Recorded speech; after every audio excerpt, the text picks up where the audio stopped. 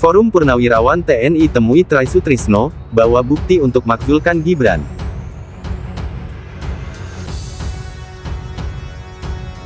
Pernyataan sikap Purnawirawan prajurit TNI. 1. Kembali ke Undang-Undang Dasar 1945 asli sebagai tata hukum politik dan tata tertib pemerintahan.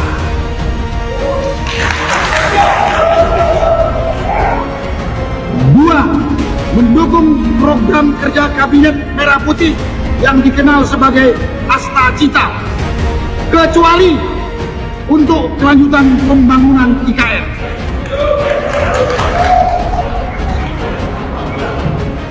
3. Menghentikan PSN PIK 2, PSN Rempang, dan kasus-kasus serupa dikarenakan sangat merugikan dan menindas masyarakat serta berdampak pada kerusakan lingkungan.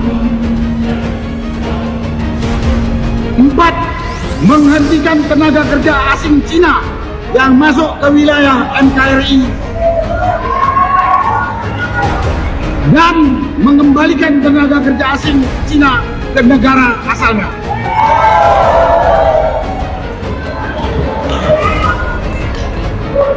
5.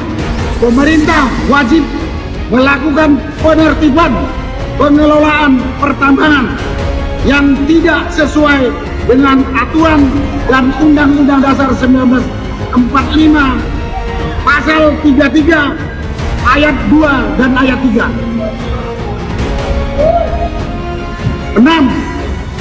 Melakukan reshuffle kepada para menteri yang sangat diduga telah melakukan kejahatan korupsi dan mengambil tindakan tegas kepada para pejabat dan aparat negara yang masih terikat dengan kepentingan mantan Presiden RI ke-7 Joko Widodo. 7. Mengembalikan Polri pada fungsi Kamtibmas, keamanan dan ketertiban masyarakat di bawah Kementerian Dalam Negeri Republik Indonesia. 8. Mengusulkan pergantian wakil presiden kepada MPR. Karena keputusan MK terhadap pasal 169 huruf I Undang-Undang tentang Pemilu telah melanggar hukum acara MK dan Undang-Undang Kekuasaan Kehakiman. Karena kalau kita lihat kembali lagi yang dipersoalkan masalah putusan MK ya tahun yang mengenai 169 huruf Q itu. Okay. Padahal sudah dibatalkan oleh putusan MK nomor 90, udah final dan binding gitu loh. Jadi saya melihat butir-butir ini ya kalau saya boleh katakan sebagai anak bangsa ini aduh hanya pepesan kosong ya menurut saya. Bapak-bapak kita ini seperti kekanak-kanakan gitu. Posisinya Pak Prabowo ini masih 50-50 gitu. Sebab kalau misalnya ya secara politik gitu ada keinginan untuk menolak ya permintaan dari para purnawirawan itu, mungkin akan ada settingannya bagaimana agar kelihatan Pak Prabowo tidak berdampingan langsung dengan Pak Prabowo gitu. Atau misalnya Pak Trisno gitu. Atau misalnya kalau betul ada keberatan yang cukup di di pihaknya Pak Prabowo atas usulan khususnya poin yang ke-8 itu yang saya sebut mungkin akan sangat menarik tuh kalau tiba-tiba misalnya Pak Prabowo mengundang serta Gibran untuk hadir di dalam acara itu gitu sehingga kelihatan bahwa antara Purnawirawan dengan Gibran itu sudah berada di dalam satu meja di mana fasilitatornya adalah presiden dan dengan begitu mungkin isu soal pemakzulan ini akan meredup dengan sendirinya. Kata siapa Wapres Gibran Raka Buming Raka nggak bisa dimakzulkan? Yang pastinya kata para pendukung dan geng Solonya lah. Kalian masih ingat mengenai akun Fufu Fafa yang sempat viral dan jadi isu hot beberapa bulan yang lalu? Akun yang postingannya itu banyak sekali penghinaan dan bulian kepada Pak Prabowo dan keluarganya. Akun yang postingannya tidak senonoh. Banyak yang menduga akun tersebut milik Gibran. Masih inget dong pastinya sama itu akun. Ya, akun Fufu Fafa bisa menjadi pintu masuk untuk memakzulkan Gibran. Loh kok bisa? Tentu saja bisa dong, karena salah satu syarat untuk menjadi calon presiden dan wakil presiden yaitu tidak pernah melakukan perbuatan tercela sesuai bunyi pasal 169 huruf J Undang-Undang Pemilu. Jika akun Fufu Fafa diselidiki dan bisa dibuktikan ternyata memang benar milik Gibran, maka artinya pencalonan Gibran pada saat pemilu tidak sah. Mereka mungkin memang berharap gerakan mereka mendapat dukungan seluas-luasnya. Mereka mungkin juga terlena dengan adanya dukungan di media sosial dari berbagai kelompok masyarakat sipil.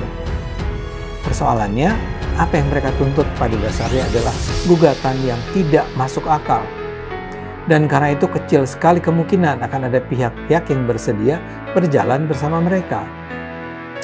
Harap dicatat, gugatan pemakzulan Gibran hanyalah satu dari 8 tuntutan yang mereka ajukan.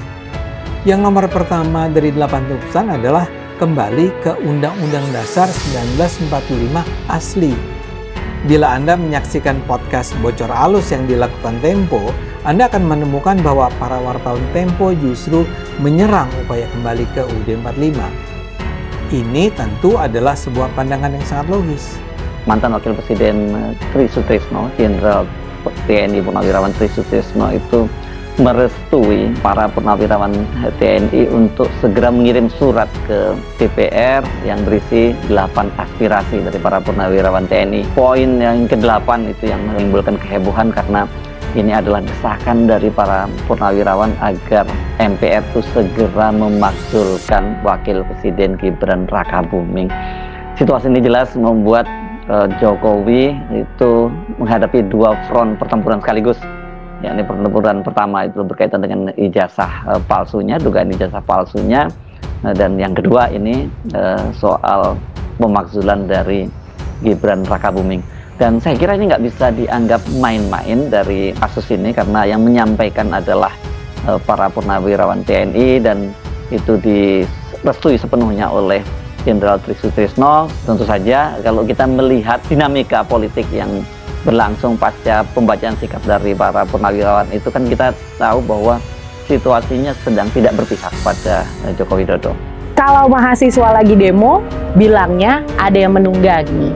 Kalau rakyat yang demo, dibilangnya masa bayaran yang nggak ngerti hukum. Tapi hari ini yang bicara bukan rakyat biasa, bukan juga aktivis kampus. Mereka adalah purnawirawan TNI. Orang-orang yang dulu berdiri paling depan, pasang badan buat republik ini, dan mereka bilang Gibran harus dicopot. Ini bukan pernyataan biasa, ini sinyal bahwa demokrasi kita udah kelewat batas. Purnawirawan TNI bukan pasukan buzzer, mereka bukan pemuja kekuasaan, mereka juga tidak sedang cari panggung politik. Yang mereka punya cuma satu, memori tentang republik ini, tentang sumpah prajurit, pengabdian, dan kehormatan konstitusi. Mereka muncul ke permukaan bukan untuk bikin gaduh. Mereka hadir untuk mengingatkan bahwa saat anak presiden bisa nyelonong jadi cawapres lewat celah yang direkayasa, itu bukan demokrasi. Itu rekayasa kekuasaan.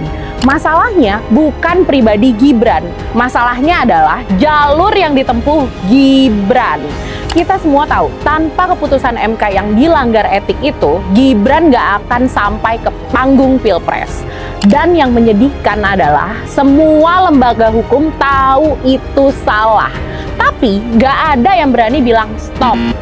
Tri Sutrisno dalam pertemuan yang berlangsung kemarin di rumah pribadinya di Jalan Purwakarta nomor 6 Menteng, Jakarta Pusat, menyatakan dia telah mendengar seluruh informasi dan aspirasi yang disampaikan oleh Forum Purnawirawan TNI, dan saya mendoakan semoga DPR hatinya terbuka. Itu kata Tri Sutrisno. Tri Sutrisno berharap DPR dapat mengakomodasikan dan menindaklanjuti surat yang disampaikan oleh Forum Purnawirawan TNI ini, sebab menurut dia hal yang diusulkan oleh Forum Purnawirawan TNI itu, 8 tuntutan itu adalah menyangkut persoalan yang sangat penting bagi bangsa dan negara. Ini bukan masalah biasa, ini menyangkut masalah yang mendalam, kata dia. Tri Sutrisno kemarin dikunjungi sejumlah pengurus dari Forum Purnawirawan TNI ini. Mereka itu adalah mantan Kepala Staf TNI Angkatan Laut Laksamana Purnawirawan Slamet Subianto, kemudian ada mantan Danjen Markort Marinir Letnan Jenderal TNI Soeharto, kemudian Danjen Komando Pasukan Khusus TNI AD Mayor Jenderal TNI Purnawirawan Sunarko, dan ada juga Marskal Muda Purnawirawan Amin Syah Budiono, dan juga ada penggagas Forum Purnawirawan TNI yakni Dwi Cahyo Suarsono. Dan sekarang satu-satunya kelompok yang punya nyali bicara justru mereka yang udah nggak pegang jabatan, yaitu purnawirawan. Pertanyaannya, kalau mereka aja berani bicara, kenapa yang lain diam? Ini bukan soal menang atau kalah politik. Ini tentang apa yang kita anggap penting sebagai bangsa. Apakah kekuasaan bisa seenaknya menyusun aturan sesuai selera? Apakah konstitusi kita cuma selembar kertas yang bisa disobek kalau penguasa perlu jalan pintas? Apakah anak muda Indonesia harus punya ayah presiden dulu biar bisa masuk politik? Kalau hari ini Gibran dibiarkan naik tanpa koreksi, maka besok siapapun bisa mengulang pola yang sama. Dan kalau itu terjadi, berarti kita bukanlah negara demokrasi, melainkan pasar gelap kekuasaan. Seperti akhir-akhir ini, kita melihat banyak aksi wapres yang seakan-akan dia nggak ngerti sebenarnya mau berbuat apa. Bahkan untuk bikin satu video aja, malah lebih banyak jumlah dislike-nya ketimbang yang nge-like. Dari situ kelihatan betapa Gibran sering memaksakan dirinya untuk dapat diterima oleh kalangan lewat berbagai platform media sosial. Kalau dilihat-lihat, miris banget. Sekelas wakil presiden, orang nomor 2 di negeri ini justru jadi bahan gibah masyarakatnya sendiri. Karena dinilai belum punya kapabilitas yang mencukupi sebagai pendamping presiden. Belum lagi keterlibatan sang paman yang saat itu menjabat sebagai Ketua Mahkamah Konstitusi, Anwar Usman. Dia gunakan jabatan dan kekuasaannya untuk memuluskan langkah sang ponakan Gibran. Hal ini jugalah yang memicu para purnawirawan TNI meminta Gibran diganti. Karena menurut mereka, keputusan MK terhadap pasal 169 huruf Q Undang-Undang Pemilu telah melanggar hukum acara Mahkamah Konstitusi dan Undang-Undang Kekuasaan Kehakiman. Jelas, proses ini termasuk ke dalam nepotisme. Nah, dari poin-poin yang saya jelaskan, artinya ini semua bisa menjadi pintu masuk untuk memakzulkan Gibran. Tapi ada tapinya nih yang menjadi pertanyaan. Beranikah aparat penegak hukum mengambil tindakan sikap tegas untuk menyelidiki kebenaran akun Fufu Papa? Beranikah Komisi Pemberantasan Korupsi atau KPK memanggil dan memeriksa juga menyelidiki semua laporan yang masuk terkait adanya dugaan korupsi, kolusi, dan nepotisme yang dilakukan Gibran?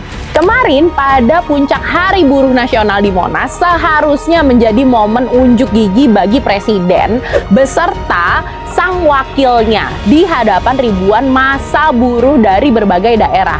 Tapi entah kenapa, ada angin apa juga kita semua nggak tahu. Gibran justru tidak hadir di sana. Kita malah diperlihatkan sosok Puan Maharani yang tampak akrab bersama Presiden Prabowo.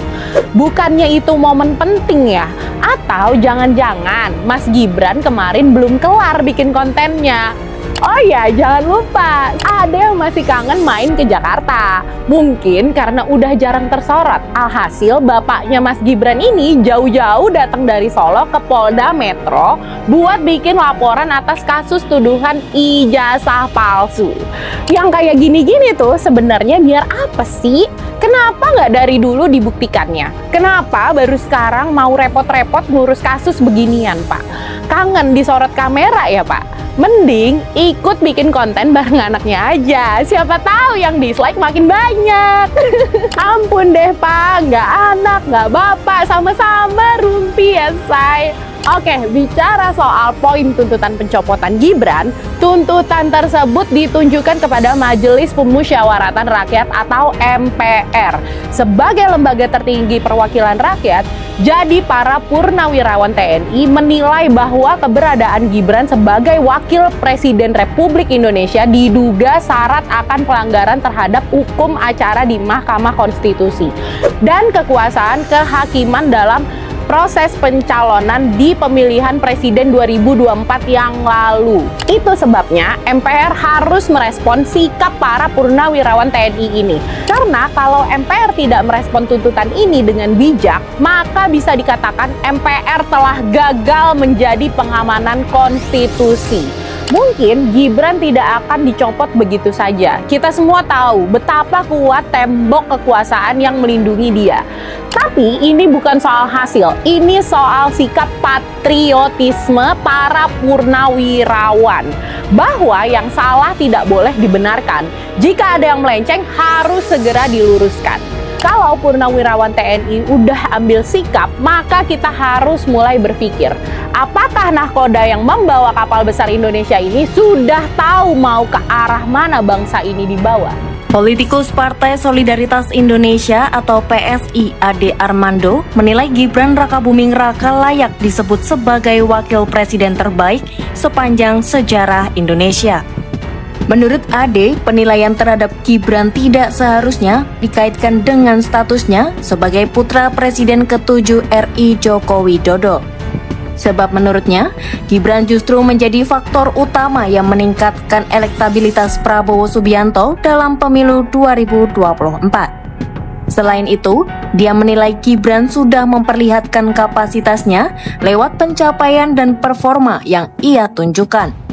Pernyataan ini Ade ungkapkan dalam siniar gaspolkompas.com pada Rabu 21 Mei 2025. Nah, begitu juga saya ingin orang melihat naiknya Gibran itu, diangkatnya Gibran sebagai wapres, jangan dilihat karena dia anak Jokowi sebagai dinasti.